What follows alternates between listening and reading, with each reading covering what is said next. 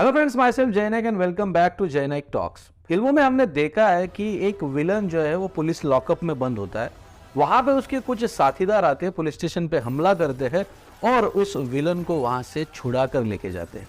ये हुई फिल्मों की बात, it is a real life. लेकिन हमारे देश ने इतनी तरक्की कर ली है कि ये रियल लाइफ जो है रियल लाइफ में भी देखने मिली। अमृतसर के अजनाला पुलिस लॉकअप में वारिस दे पंजाब के नेता अमृत सिंह तूफान बंद थे। वहां पे वारिस दे पंजाब के कुछ लोग हथियार के साथ आए, पुलिस स्टेशन पे हमला किया, कुछ पुलिस वालों को जख्मी किया, पुलिस स्टेशन का नुकसान किया और लवप्रीत सिंह तूफान को वहां से छुड़ा कर लेके गए। और ये जो जमाव था, इस जमाव का लीड जो कर रहा था वो कर रहा था अमृतपाल सिंह, जो वारिस दे पंजाब का नया लीडर है। अमृतपाल सिंह जो आज देश के हर न्यूज चैनल और अखबार का हेडलाइन बन चुका है, ये उसी आइडियोलॉजी पे चल रहा है जिस आइडियोलॉजी के चलते हमारे देश ने, खास करके पंजाब ने बहुत कुछ सहा है।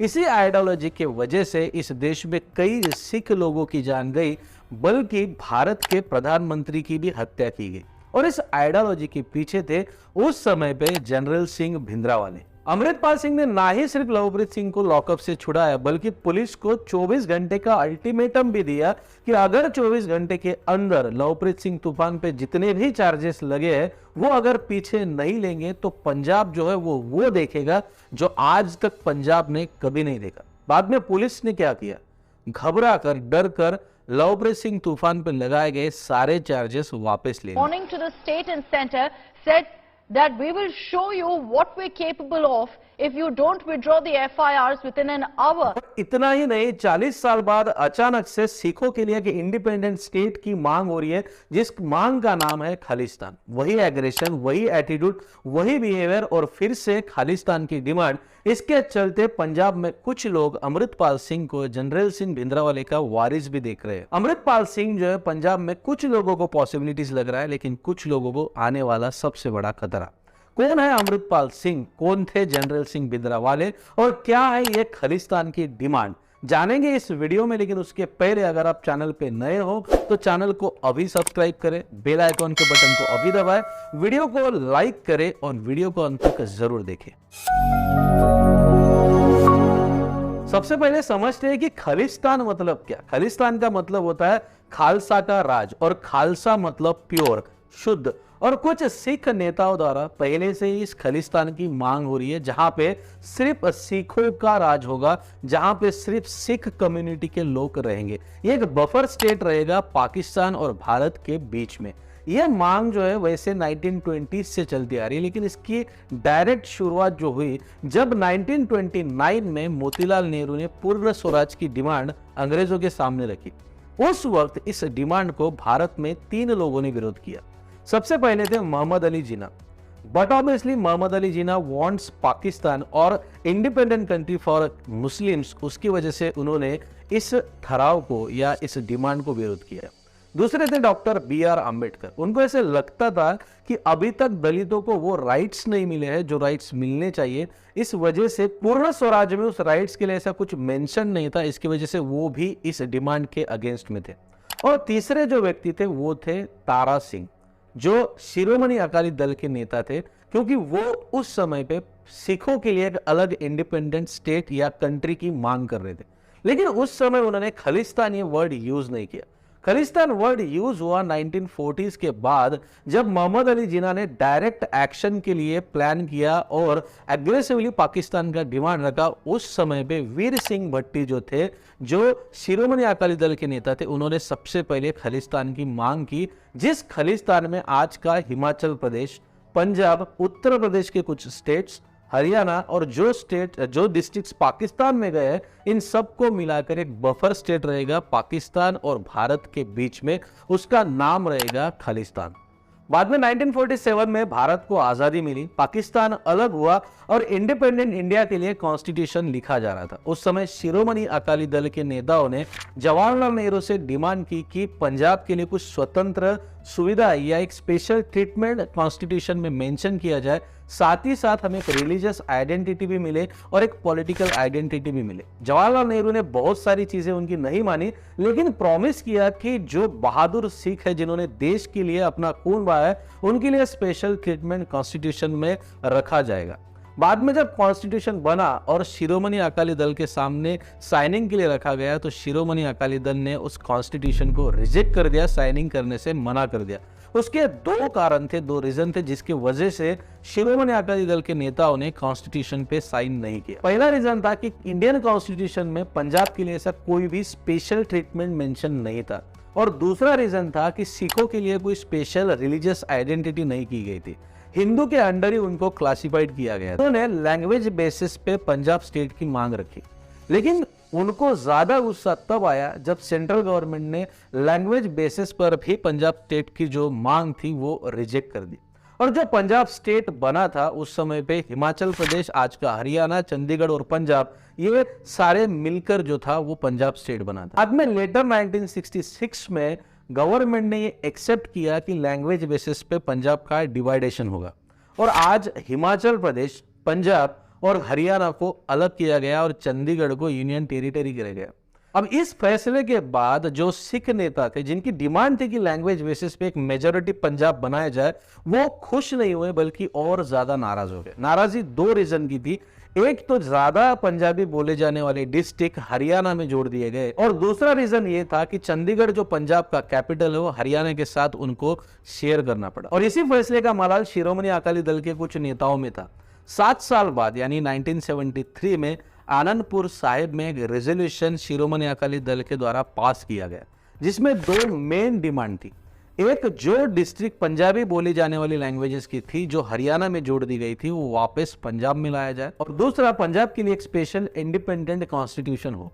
रेलवे, फॉरेन मिनिस्ट्री, करेंसी, ऐसी सारी चीजें जो है वो सेंट्रल गवर्नमेंट के पास रही, लेकिन इसके अलावा जितनी भी चीजें हैं वो सारे के सारे पंजाब स्टेट गवर्नमेंट के हाथ में रहे। उनका एक स्पेशल कॉन्स्टिट्यूशन हो, as same as it is जैसे पहले जम्मू कश्मीर का आर्टिकल 370 के द्वारा था। अब उस समय देश की जो प्राइम मिनिस्टर थी वो थी श्रीमती इंदिरा गांधी। इंदिरा गांधी ने इस आनंदपुर साहिब रेजोल्यूशन को तुरंत ही रिजेक्ट कर दिया, क्योंकि उन्होंने कहा कि ये देश के एकता के खिलाफ है और ऐसा मैं हरगिज होने नहीं दूंगी। उसके बाद आनंदपुर साहिब रेजोल्यूशन के बारे में इतनी ज्यादा चर्चा हुई नहीं, लेकिन कुछ साल बाद 1976 के बाद आनंदपुर साहिब रेजोल्यूशन के बारे में अचानक से बातें होने लग गई।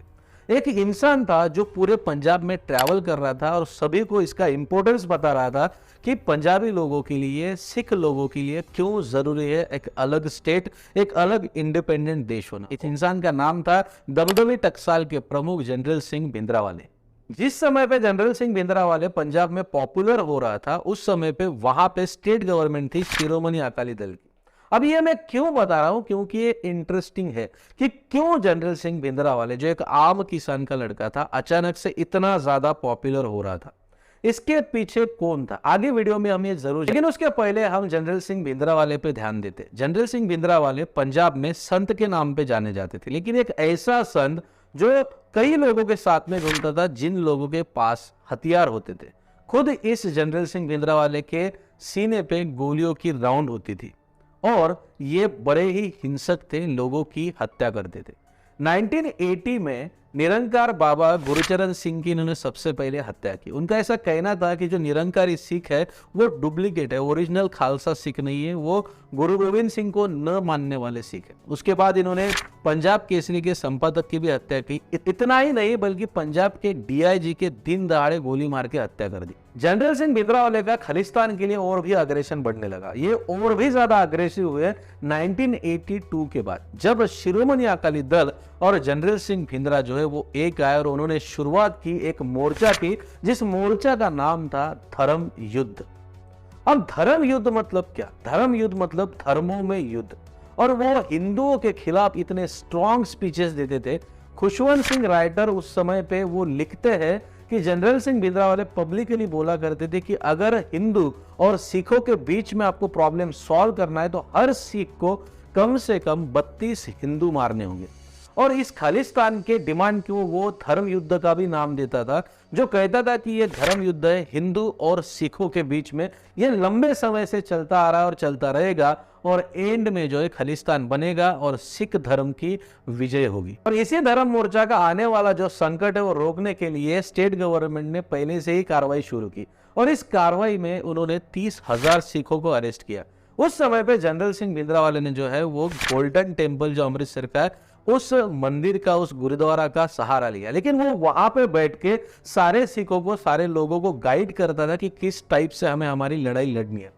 लेकिन ये बात जो है आउट ऑफ कंट्रोल जा रही थी, स्टेट गवर्नमेंट के भी कंट्रोल में ये चीज नहीं थी। उस समय पे वहां की जो स्टेट गवर्नमेंट है और कुछ जो सेंट्रल गवर्नमेंट के नेता थे, उन्होंने प्राइम मिनिस्टर के सामने डिमांड रखा कि जनरल सिंह भिंद्रावाले की ये मोर्चा या जो भी मूवमेंट है, आइडियोलॉजी रोकने के लिए हमें मिलिट्री एक्शन जनरल सिंह भिंद्रावाले पे लेना होगा, क्योंकि जनरल सिंह भिंद्रावाले भले ही गुरुद्वारा में थे लेकिन उनके पास हथियार थे, रॉकेट मिसाइल थे, बॉम्ब थे, जो बाहर अगर कोई जाते हैं तो उनपे वो हमला आसानी से कर रहे थे। जो भी स्टेट गवर्नमेंट की पुलिस वहां पे कार्रवाई करने जाती थी उन पे क्रॉस फायरिंग होती थी। इसी के चलते कुछ नेताओं ने इंदिरा गांधी जो उस समय में प्राइम मिनिस्टर थी उनसे डिमांड किया कि जनरल सिंह भिंद्रावाले पे मिलिट्री एक्शन लिया जाए। शुरुआत में इंदिरा गांधी इस डिमांड के खिलाफ थी। उन्हें पता था कि गुरुद्वारा जैसे पवित्र जगह पे अगर हम ऐसे मिलिट्री एक्शन करेंगे तो उनके धर्मों के लोगों के भावना को ठेस पहुंचेगी। लेकिन एंड में जिस तरीके की हालात पंजाब में बिगड़ते जा रहे थे, आम निर्दोष नागरिकों की मौत हो रही थी, और उसी के चलते इंदिरा गांधी ने एक ऑपरेशन के लिए मंजूरी दी, जिस ऑपरेशन का नाम था ऑपरेशन ब्लू स्टार। और जब ऑपरेशन की मंजूरी के वक्त इंदिरा गांधी ने उस पेपर पे साइन किया तब उन्होंने कहा था कि I have sign my death paper, जो आगे जाके सच भी हुआ। 1 जून 1984 में ऑपरेशन ब्लू स्टार शुरू हुआ। सेना के लोग गुरुद्वारा के आजू बाजू में आए और इस सेना को लीड कर रहे थे उस समय के सेना प्रमुख अरुण वैद्य। और 6 जून 1984 को मिलिट्री के फायरिंग में जनरल सिंह भिंद्रावाले की मौत हो गई। अब सवाल यह है दोस्तों कि जनरल सिंह भिंद्रावाले जो एक आम किसान का लड़का था, वो इतना पॉपुलर और खतरनाक कैसे बना? बिना सपोर्ट के कोई इंसान इतना बड़ा बन सकता है क्या? इसे पॉपुलर बनाने का काम कर रही थी दिल्ली की मीडिया। दिल्ली की मीडिया सिख लोगों में जनरल सिंह भिंद्रावाले की इमेज एक संत और सिख धर्म का रखवाला ऐसे बना रही थी। उसका रीजन ऐसा था कि 1975 में कांग्रेस सरकार गिराकर शिरोमणि अकाली दल जो है वो सरकार पे आई थी। उसी के एक साल बाद कांग्रेस के लिए जनरल सिंह भिंद्रावाले जो है वो प्रचार भी किया करते थे। कांग्रेस ने उनको उस समय पे इंदिरा गांधी सरकार ने प्रमोट किया, स्पॉन्सर किया और ये सारी चीज करने लगा, क्योंकि शिरोमणि अकाली दल की जो सरकार है वो कांग्रेस उस समय पे अस्थिर बनाना चाहती थी और कांग्रेस इसमें सफल भी रही। 1980 में फिर से कांग्रेस की सरकार पंजाब में आई। जनरल सिंह भिंद्रावाले को कांग्रेस ने स्पॉन्सर किया था, कांग्रेस ने सपोर्ट किया था, कांग्रेसी मीडिया ने उनको पॉपुलर किया था, लेकिन आगे जाके यही जनरल सिंह भिंद्रावाले जो है उसी कांग्रेस और उसी इंदिरा गांधी के मौत का कारण भी बना। उधर ऑपरेशन ब्लू स्टार की वजह से कई सिख लोगों की भावनाओं को सच में बहुत ठेस पहुंची, बहुत सारा गुरुद्वारा का नुकसान भी हुआ और इस ऑपरेशन को कुछ सिख लोग जो है वो जालियनवाला बाग हत्याकांड से कंपेयर करने लगे और एंड में कुछ ऐसा हुआ कि जो इंदिरा गांधी के बॉडीगार्ड्स थे, जो सिख थे, इसी भावना के कारण इंदिरा गांधी की 31 अक्टूबर 1984 में हत्या कर दी। ऑपरेशन ब्लू स्टार को जो लीड कर रहे थे लेफ्टिनेंट जनरल अरुण वैद्य, उनकी भी 1986 में पुणे में दिन दहाड़े गोली मारकर असैसिनेशन किया गया। जनरल सिंह भिंद्रावाले की मौत का बदला खालिस्तान आइडियोलॉजी के लोग जो है वो हर तरीके से ले रहे थे। एयर इंडिया का एक हवाई जहाज बॉम्ब से उड़ाया गया जिसमें 329 लोगों की मौत हो गई। आगे जाके 95 में पंजाब के जो चीफ मिनिस्टर थे, जो कांग्रेस के थे, बेन सिंह, उनकी भी हत्या की गई। अकाल तख्त जो पंजाबी सिख कम्युनिटी में सबसे ऊंची बॉडी होती है, उस अकाल तख्त ने जनरल सिंह भिंद्रावाले को शहीद भी डिक्लेयर किया। आज कई जगह पे जनरल सिंह भिंद्रावाले का फोटो पंजाब में हमें देखने मिलता है, बल्कि कई पंजाबी युवकों के फोन के वॉलपेपर पे, पॉकेट्स में जनरल सिंह भिंद्रावाले का फोटो होता है।